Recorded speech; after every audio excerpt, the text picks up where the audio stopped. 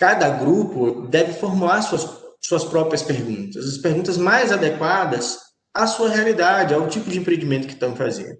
Então, o que serve para um grupo, às vezes não serve para o outro. Pode servir como experiência, como conhecimento, às vezes até como um instalarzinho ali seu. Às vezes você acha que não tem nada a ver, olha, eu tenho uma cozinha comunitária, pô, eu estou falando com uma cooperativa de café, nossa, não tem nada a ver o que eu faço uma coisa com a outra, eles só vendem grãos, mas às vezes uma conversa surge ali. Agora, os grupos não devem se apropriar da pergunta do outro, devem fazer suas próprias perguntas, conforme a sua realidade, tá certo?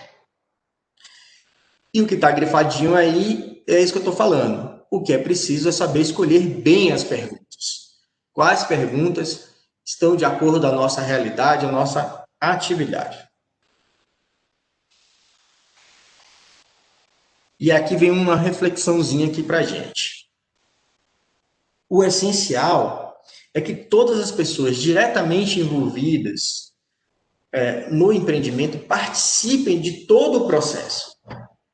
Todo mundo tem que participar. Essa é uma oportunidade única para a gente formular as perguntas e buscar essas respostas. E quando a gente faz isso no coletivo, a gente consegue mobilizar todas as pessoas, daí começa a nascer um sentimento de pertencimento, tá? De entender, não, eu entendo o que, é que eu estou fazendo, eu entendo o que é esse empreendimento, eu entendo por que, que tirou isso, por que está colocando mais aquilo ali, eu estou entendendo o que é, por isso que a gente pegou aquela máquina e não pegou essa, por isso que a gente optou por ter um caminhão ou não ter o caminhão, e por aí vai.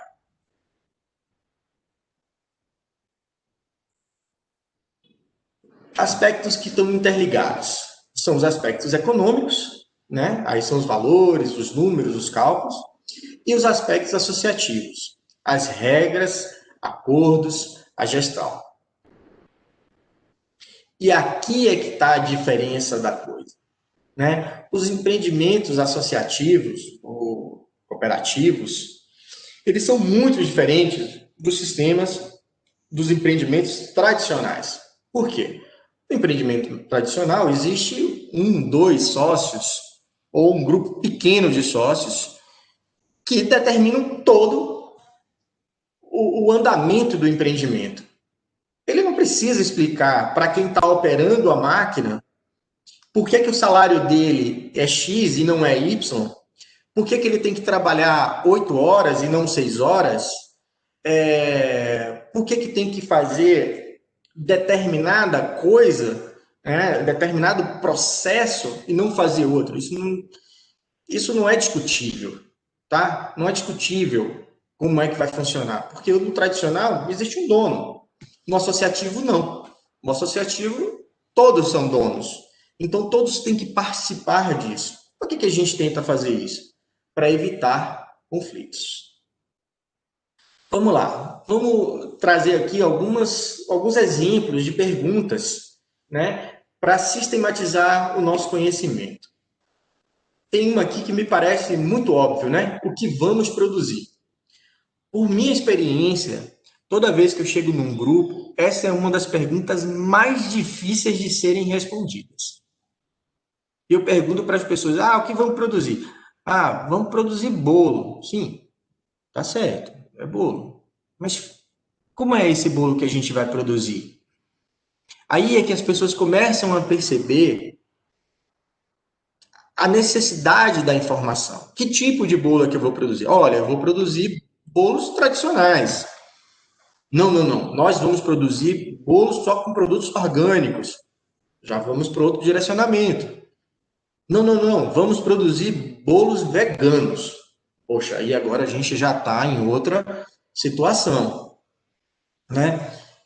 E como é esse bolo? É bolo de pote? É bolo grande? Vamos vender fatias? Como é que a gente vai fazer isso? Então, essa pergunta que parece ser muito simples e às vezes óbvia para o pessoal, daqui a gente extrai muita coisa dentro dela. Aí vem a segunda: que quantidade pretendemos produzir? Eu estou com aqui, pronto. Então, deixa eu ver como é que eu tiro um negócio aqui. Aqui, opa, tirei. Isso. Pergunta sobre o investimento, né? O que é que vamos precisar para começar o nosso empreendimento? Máquinas, equipamentos, né? Para a gente pensar sobre essas máquinas e equipamentos, a gente tem que entender aquela segunda pergunta: qual a quantidade que a gente quer produzir, a gente deseja produzir?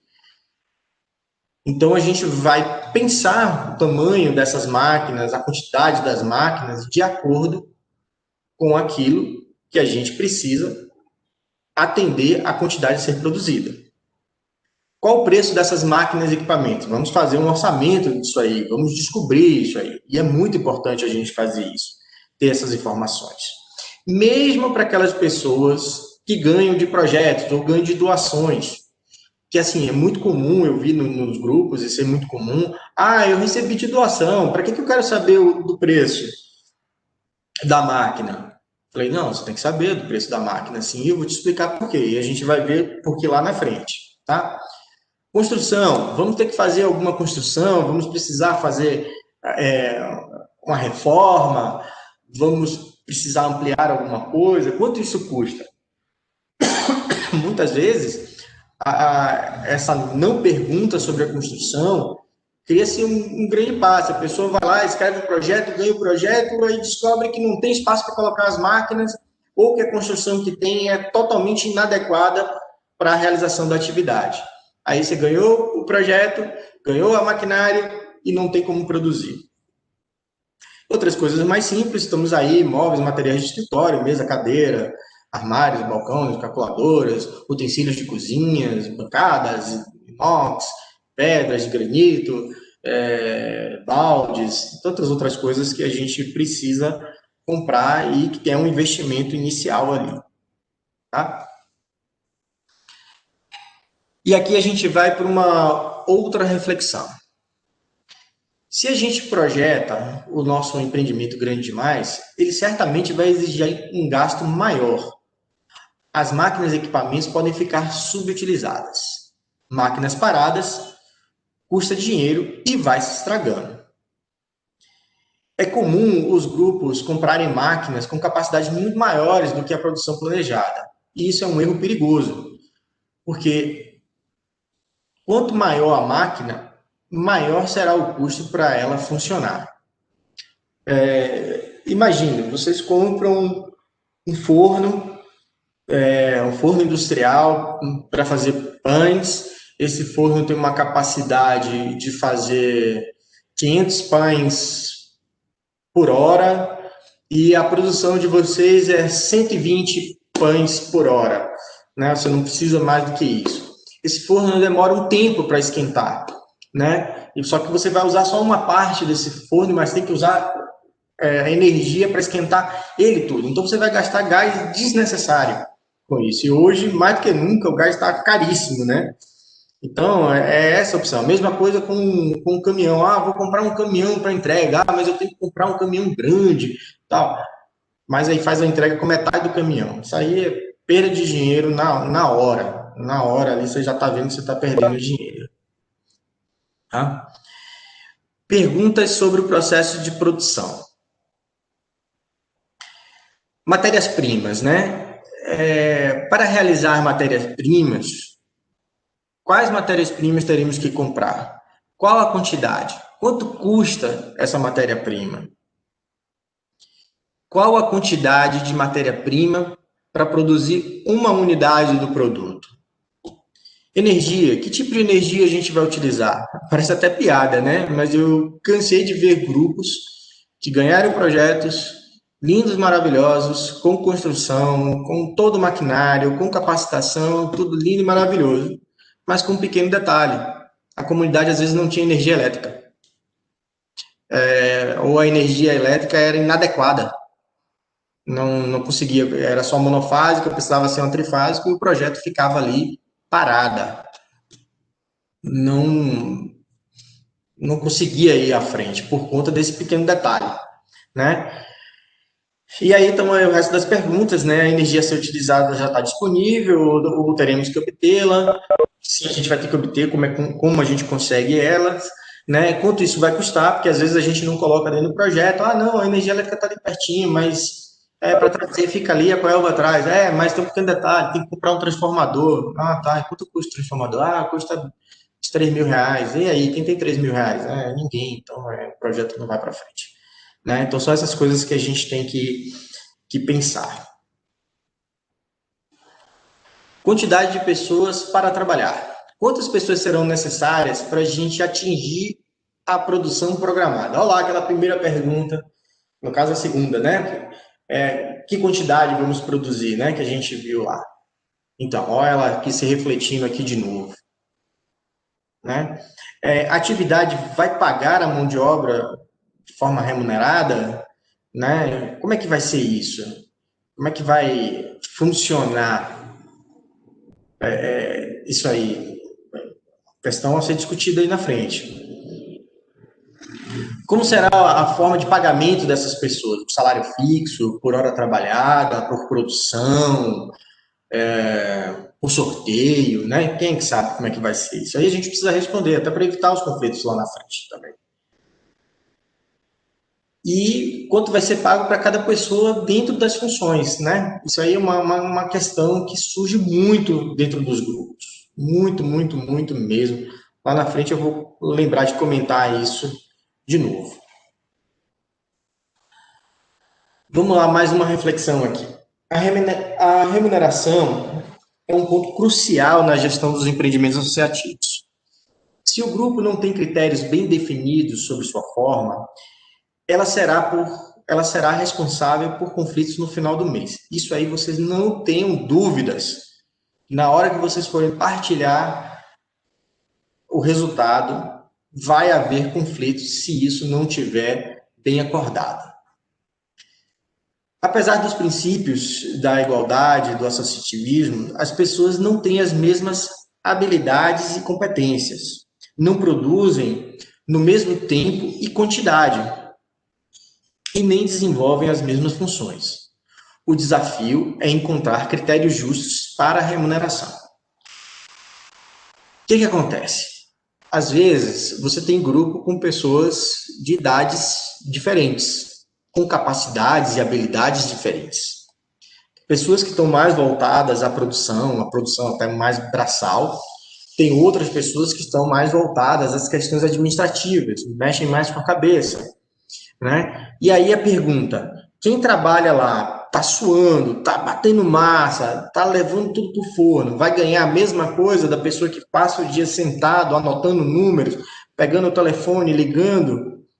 Bom, isso é uma coisa que o grupo tem que resolver entre eles, tem que ver os critérios, quais são os critérios, né? O que é justo para cada um, o que entende cada um sobre isso. É muito importante entender o que o outro faz e o que isso traz para o empreendimento.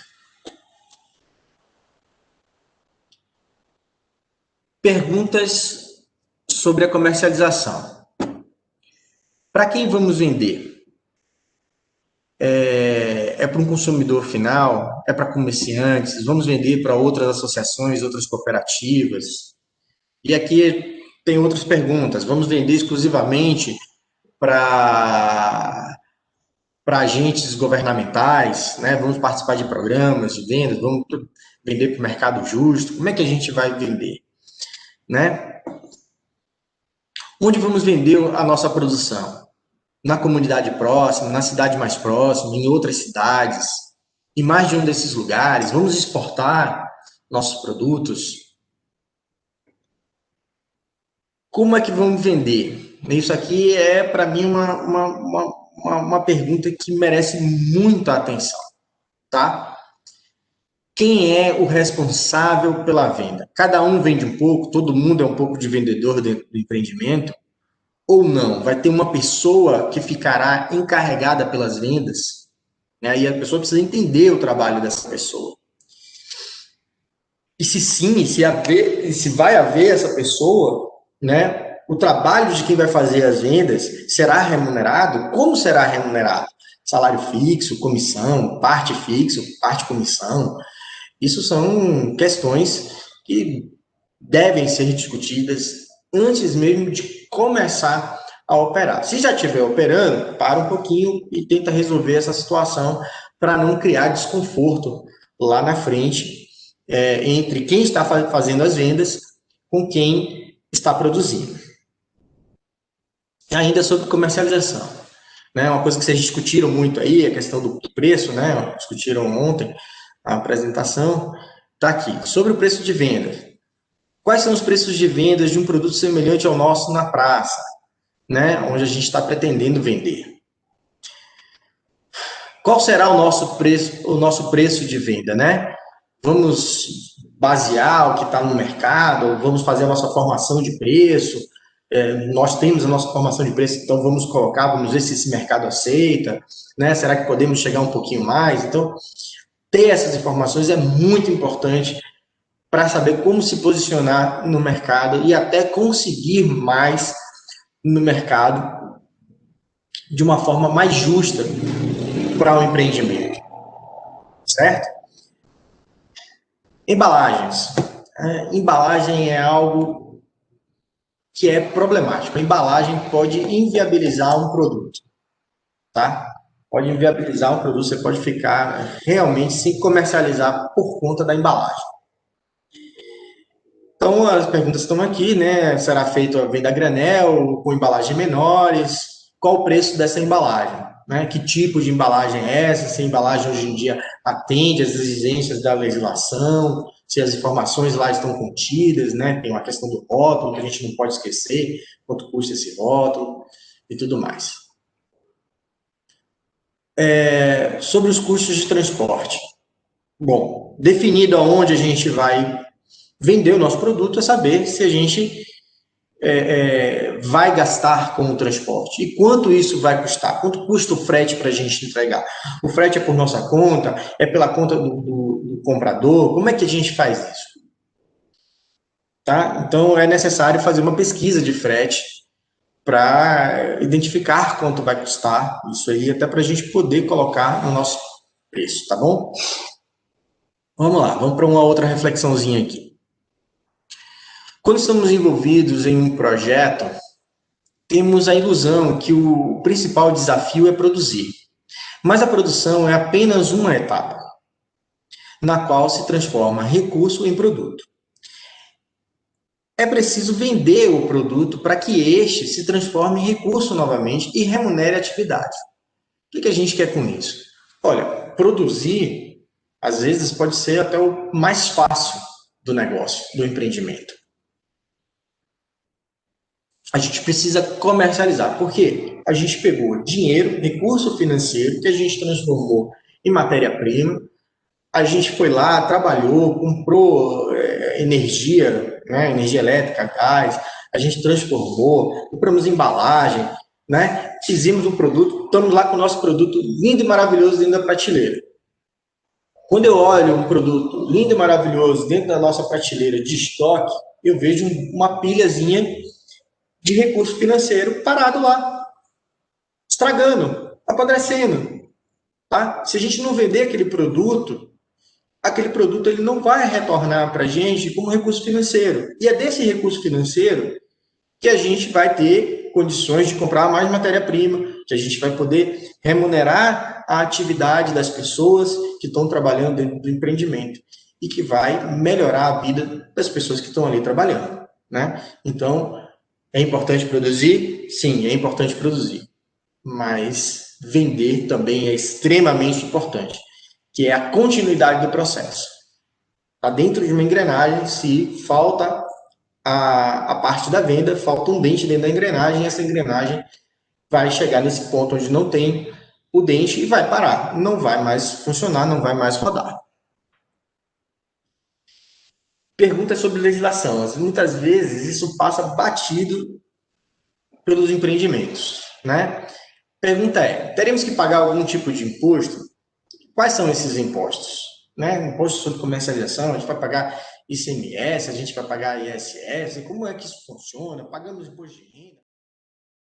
Até a Distância é uma adaptação das atividades de assistência técnica e extensão rural do Bahia Produtiva, projeto do Governo do Estado da Bahia por meio da Secretaria de Desenvolvimento Rural do Estado da Bahia, executado pela CA, Companhia de Desenvolvimento e Ação Regional, com recursos provenientes de acordo de empréstimo com o Banco Mundial. Uma reflexãozinha aqui pra gente.